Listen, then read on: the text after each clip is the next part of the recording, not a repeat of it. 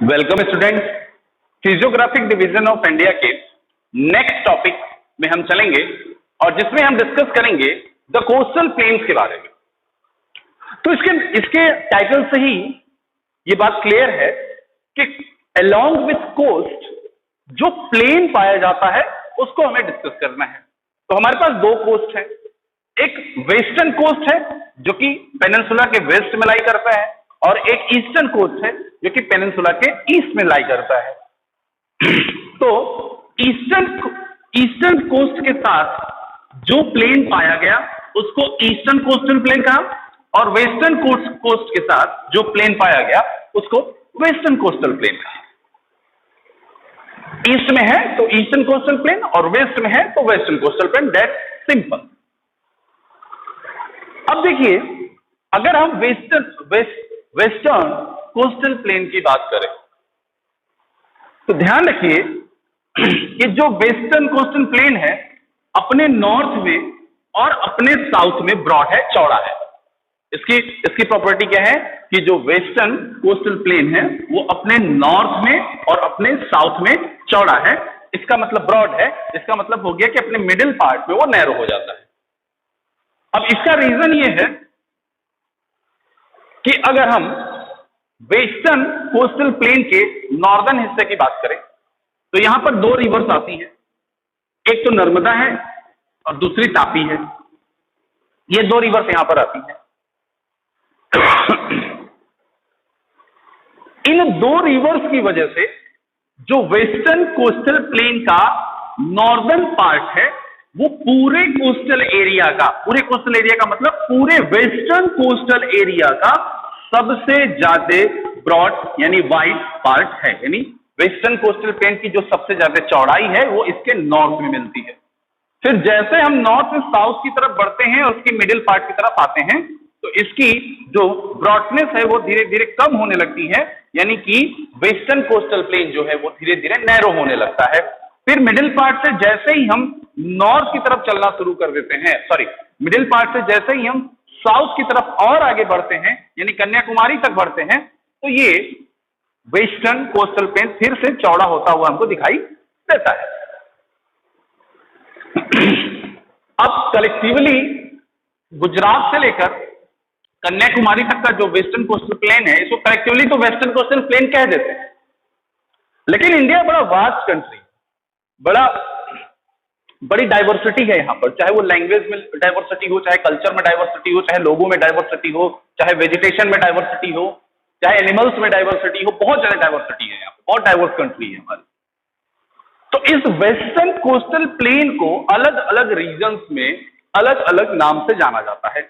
जैसे अगर हम गुजरात से गोवा तक आए या मुंबई से गोवा तक आए, अब मुंबई चूंकि महाराष्ट्र में पड़ता है लेकिन हम गुजरात को भी कंसीडर कर ले रहे हैं इसमें, गोवा तक आए तो यहां तक का यानी गुजरात से गोवा तक का जो कोस्टल एरिया होता है वो कोंकण कहलाता है। क्या कहलाता है? कोंकण।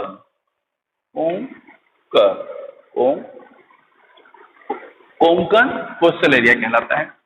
ये गोवा है बेटा, यहां पर कर्नाटका और महाराष्ट्र के बॉर्डर पर, यहां पर बेटा मुंबई है, यहां पर क्या है? मुंबई है। अब दूसरी बात, जब गोवा से हम और आगे बढ़ेंगे यानी कर्नाटका की बाउंड्री के अलोंग जब आगे और बढ़ेंगे तो हम पहुंचेंगे बेटा मंगलोर। कहां पहुंचेंगे? हम पहुंचेंगे मंगलोर। ये मंगलोर है या मंगलुरु। तो गोवा से मंगलुरु तक का जो कोस्टल प्लेन है वो कहलाता है कन्नड़ कोस्ट। वो क्या कहलाता है? कन्नड़ कोस्ट कहलाता है। अब मंगलुरु से बेटा कन्याकुमारी यहां है और तमिलनाडु में पड़ता है। ये है कन्याकुमारी, तुम्हारा कन्याकुमारी। तो मंगलुरु से कन्याकुमारी तक का जो कोस्ट है वो मालाबार कोस्ट कहलाता है। वो क्या कहलाता है बच्चों? वो मालाबार कोस्ट कहलाता है। तो ध्यान रखिएगा, चाहे वो कोंकण कोस्ट क्वेश्चन में आए, चाहे कन्नड़ा कोस्ट क्वेश्चन में आए, चाहे मालाबार कोस्ट क्वेश्चन में आए, ये सब कुछ वेस्टर्न कोस्टल प्लेन के हिस्से हैं। यानी किन तीनों को कोंकण, कोंकण, कोंकण, कन्नड़ और मालाबार, इन तीनों कोस्ट को जब कलेक्टिवली प्रोनाउंस करना होगा हमें, तो हम इसको कहेंगे western coastal, coastal plain, western coastal plain. ठीक है ना, यानी वेस्टर्न कोस्टल प्लेन के तीन हिस्से हैं। इसका नॉर्दर्न हिस्सा कोंकण कहलाता है, मिडिल वाला पार्ट कन्नड़ कहलाता है और साउथ वाला पार्ट मालाबार कहलाता है। और हमने क्या देखा कि जो इसका नॉर्दर्न वाला हिस्सा है वो ज्यादा ब्रॉड है, मिडिल वाला जो हिस्सा है वो नैरो है और साउथ वाला हिस्सा जो है वो भी ब्रॉड है। इसका मतलब हो गया नॉर्थ में कोंकण पड़ेगा तो कोंकण जो कोस्टल प्लेन होगा वो सबसे ज्यादा ब्रॉड होगा, और जो कन्नड़ है वो नैरो है क्योंकि कन्नड़ा कोस्ट मिडिल पार्ट में पड़ता है, और जो मालाबार है वो भी ब्रॉड होगा कन्नड़ा से, लेकिन कोंकण कोस्ट इन सभी पार्ट में सबसे ज्यादा ब्रॉड है। तो अगर हम इसकी अब एवरेज विड्थ देखें, एवरेज वाइडनेस देखें हम लोग इसकी, यानी एवरेज चौड़ाई देखें, तो वो हमको 64 किलोमीटर के आसपास मिलती है। इसकी एवरेज चौड़ाई जो है वो कितनी है बेटा, 64 किलोमीटर के आसपास वो आती है।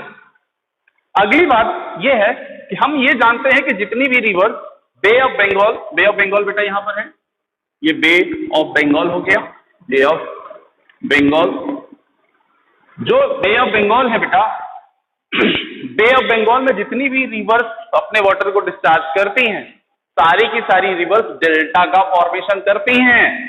जिसका फॉर्मेशन करती हैं, डेल्टा का फॉर्मेशन करती हैं। लेकिन वेस्टर्न कोस्टल प्लेन पर जो भी रिवर फ्लो होती हैं वो डेल्टा का फॉर्मेशन नहीं करती हैं, वो एस्चुरी का फॉर्मेशन करती हैं। किसका फॉर्मेशन करती हैं? वो एस्चुरी का फॉर्मेशन करती हैं। इसका रीजन ये है कि जो वेस्टर्न कोस्टल प्लेन पर जो रिवर्स की लेंथ है वो बहुत कम है, कुछ 100 किलोमीटर, कुछ 30 किलोमीटर की है, कुछ 40 किलोमीटर की छोटी छोटी रिवर्स हैं, तो इनका कोर्स ही बहुत लिमिटेड है, तो इरोजन वर्क नहीं कर पाती हैं, जिसकी वजह से ये डेल्टा का फॉर्मेशन नहीं कर पाती हैं। अगली बात जो इंपॉर्टेंट ये है कि जो वेस्टर्न कोस्टल प्लेन से अगर हम साउथ की तरफ बढ़ते जाएं तो इस साउदर्न पार्ट में एक कयाल स्ट्रक्चर मिलता है हमको। क्या मिलता है? कयाल। ये कयाल एक तरह का लैंड स्ट्रक्चर है जो कि बड़ा फेमस है। अब कयाल क्या होता है? जैसे सपोज कर लो कि ये कोस्ट लाइन है, अब इस कोस्ट लाइन को इरेज करके ओशन या सी का वाटर थोड़ा अंदर तक चला जाए और डिपोजिशन की वजह से ये रास्ता बंद हो जाए, तो ये एक छोटी सी लेक बन जाती है। तो इसी स्ट्रक्चर को क्या कहते हैं? कयाल कहते हैं।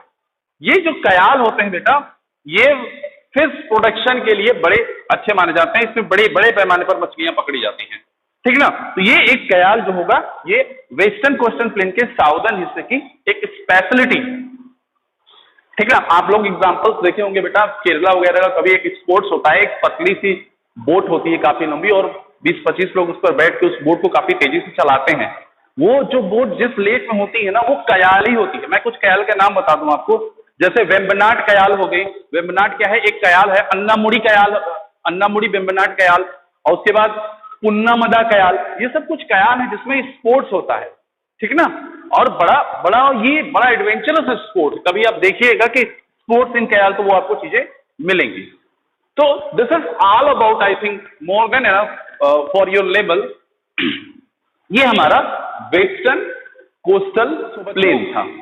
वेस्टर्न कोस्टल प्लेन को डिस्कस करने के बाद जो अगला कोस्टल प्लेन है हमारे पास, वो है ईस्टर्न कोस्टल प्लेन। अब ये जो लाई करता है ईस्टर्न कोस्टल प्लेन, बेटा यहां पर गंगा का डेल्टा है और गंगा के डेल्टा से लेकर बेटा कन्याकुमारी तक, गंगा के डेल्टा से लेकर कन्याकुमारी तक जो कोस्टल प्लेन लाई करता है उसको ईस्टर्न कोस्टल प्लेन कहते हैं।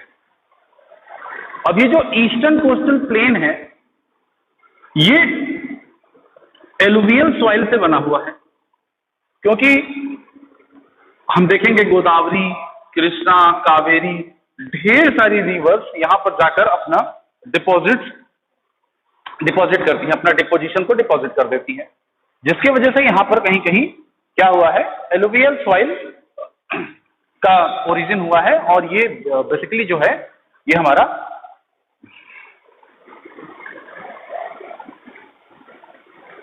बच्चों ईस्टर्न कोस्टल प्लेन के सॉरी वेस्टर्न कोस्टल प्लेन को पढ़ने के बाद अब जो अगला कोस्ट है हमारा, जो अगला कोस्टल प्लेन है हमारा, वो है ईस्टर्न कोस्टल प्लेन।